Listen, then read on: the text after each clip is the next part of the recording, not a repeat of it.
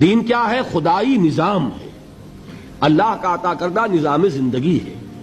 اس میں انفرادی زندگی، اجتماعی زندگی، سیاسی معاملات، اقتصادی معاملات، سماجی نظام، آئلی نظام، قانون اور اس کے جملہ گوشے، فوجداری قانون، دیوانی قانون، قانون شہادت، قانون وراثت، ہر شے موجود ہے۔ زندگی کا کوئی گوشہ نہیں ہے جو دین کے اندر شامل نہ ہو۔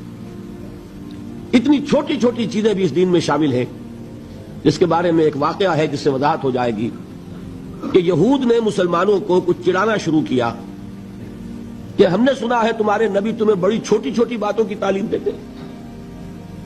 تو کچھ صحابہ نے حضور سے عرض کیا کہ حضور یہ یہودی یہ کہتے ہیں۔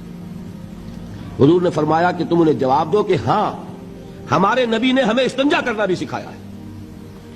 ہمیں تو اس پر فخر ہے کہ انسان کے لیے طہارت اور پاکیزگی یہ بھی نہایت ضروری ہے، اور اس کی تعلیم بھی کون دے گا اگر نبی نہیں دے گا صلی اللہ علیہ وسلم۔